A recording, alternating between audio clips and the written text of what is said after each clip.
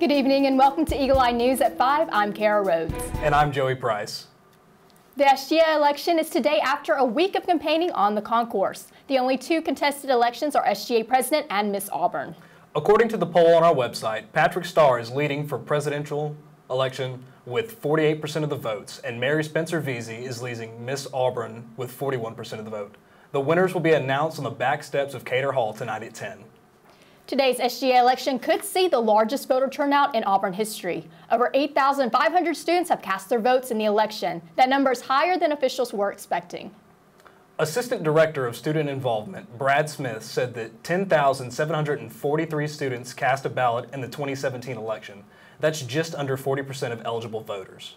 Campus Web Solutions and the Office of Information Technology has monitored the election throughout the day to ensure no technological problems occur. They also check every vote to ensure that students are voting more than one time. Yeah, there's a lot of safeguard on our server spec side to checking whether they have voted already in our database, and we check our record to see whether they voted or not. Check the first, and then if they haven't voted, we place their vote into the data. Yeah. Is open until 7 p.m. Auburn basketball climbed into the top 10 this week, coming in at number 8 after defeating Ole Miss and Vanderbilt last week. Auburn remains perfect at home, going 12-0 in the Auburn Arena this season. Their success makes Auburn the highest-ranked SEC team in the nation. Their only SEC loss is to Alabama. The Tigers take on Texas A&M tomorrow in the Auburn Arena and travels to Georgia on Saturday. The game tomorrow will be on ESPN2 with the Tigers rematch against the Bulldogs on the SEC network.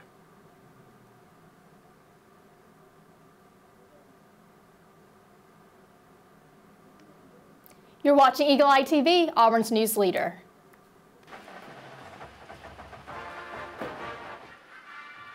Even the best of us forget sometimes. But buckling up is one thing you always want to remember. Seatbelts save lives. Drive safe, Alabama. A message from your Alabama Department of Transportation.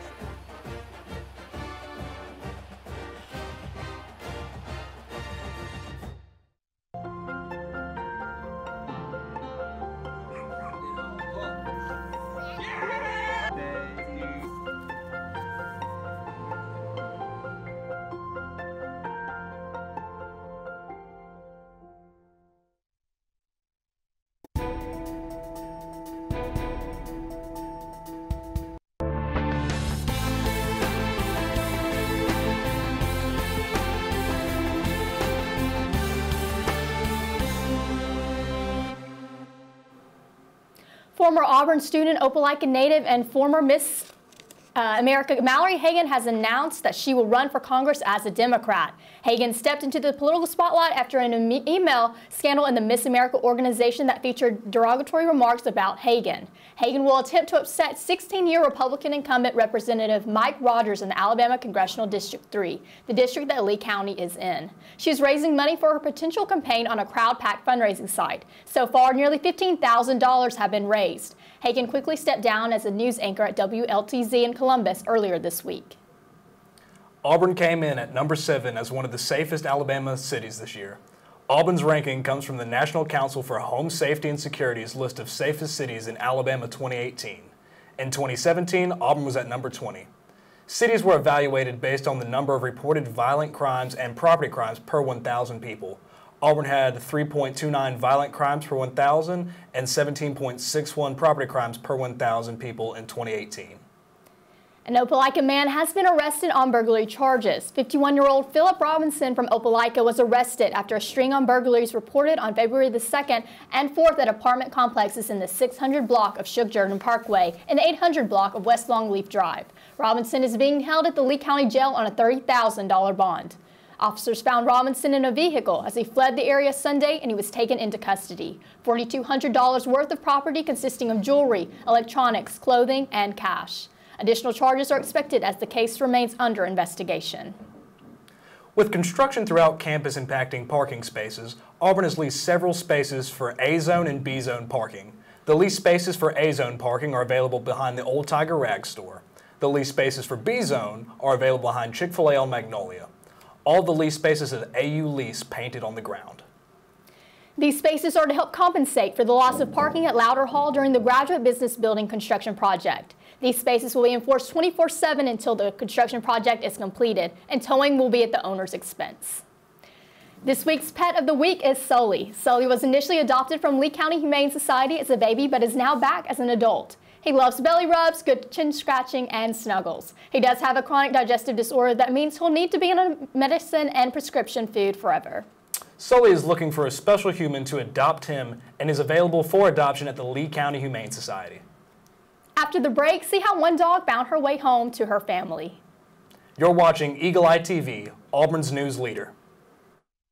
Fans, direct your attention to the flagpole for a special presentation.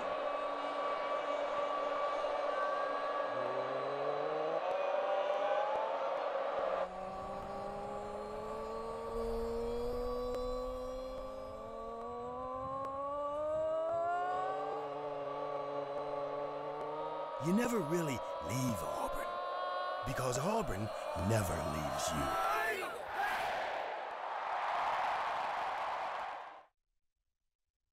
So, I just moved in with this family, and it's embarrassing.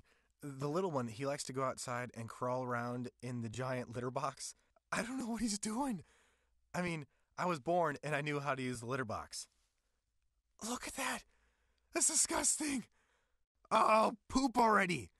You're making me nervous. Oh, okay, I can't look at this anymore. I really hope he grows out of this, for his sake.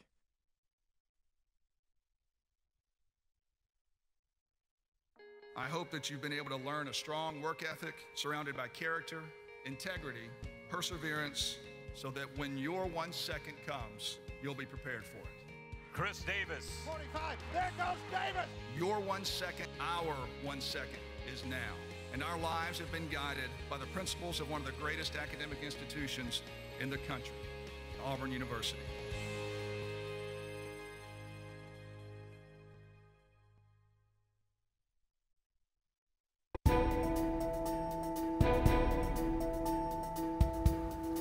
Man's best friend proved his loyalty this week for one Pennsylvania family.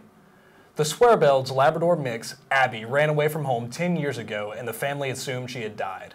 Last week, however, they received word that someone had found their dog. Abby appears to have been well taken care of over the years. She is in good health and remembers many of the things the family had taught her.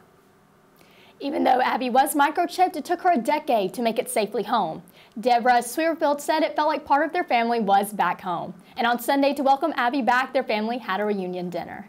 What kind of food do you think that dinner was? I have no idea, but if Miss Deborah cooks that badly to make that dog run away, I don't know how long it'll stick around.